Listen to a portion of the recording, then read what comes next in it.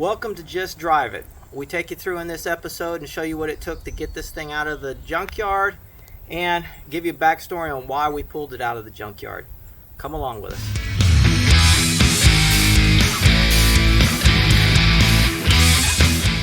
Okay, this car here, Tyler, is an actual B5 blue car.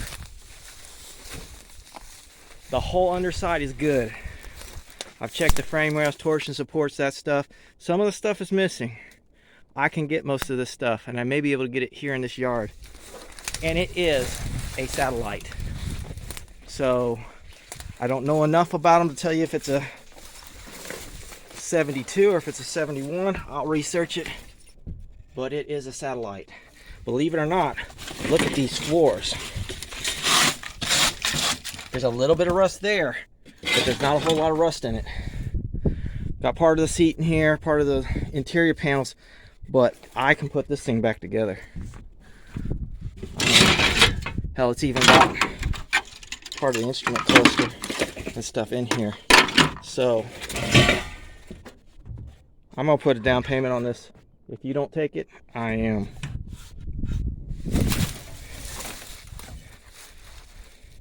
It does have some rust, don't get me wrong, but nothing like what other people be doing. And you could do something with that, or not. But I found you a Satellite. And so it began. After that video was sent out to Tyler, he jumped on it. So the task of going through and turning this car back into a roller and getting as many parts as possible back on this car began.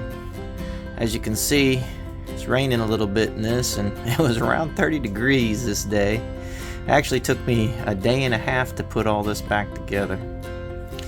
That particular car there, as sad as it may seem, as with the others, has given up its parts.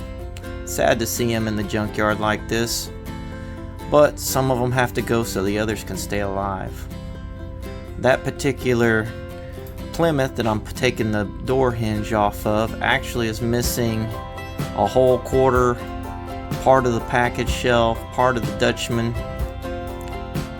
Here we're actually looking at what was beginning of everything. I needed that one piece.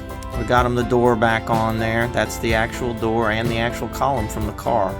Second day we actually were able to get out there with my son and my wife. Ian was learning some new stuff as he sits here and learns how to make good use of a tap and die set, and learning a fun way of doing it, and began putting the suspension back together. Well, we began trying to get the suspension back on.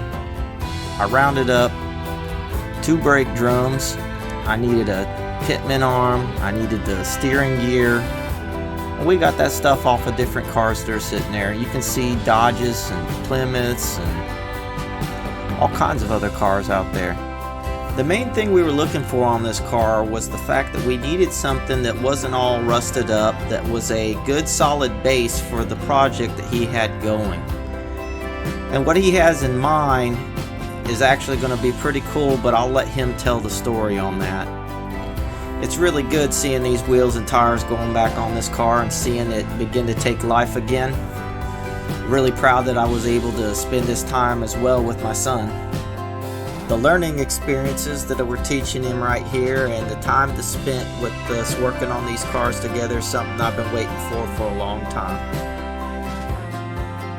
It almost makes you nostalgic just seeing them old slots going on that old car.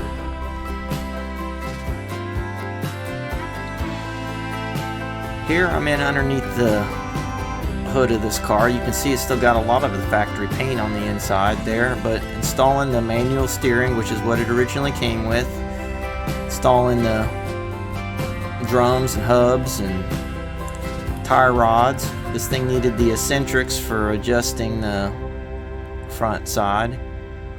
On the passenger side, we ended up reinstalling a new upper control arm.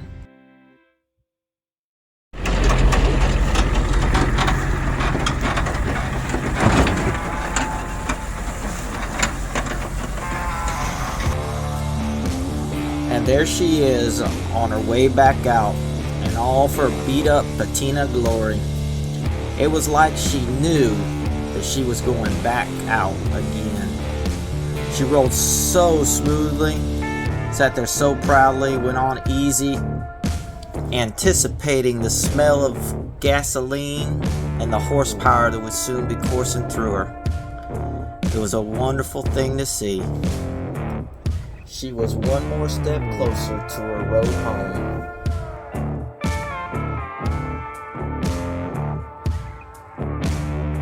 Thank you for coming along with this episode. Now you kind of hear the story behind this car and what it actually is, what the plans are.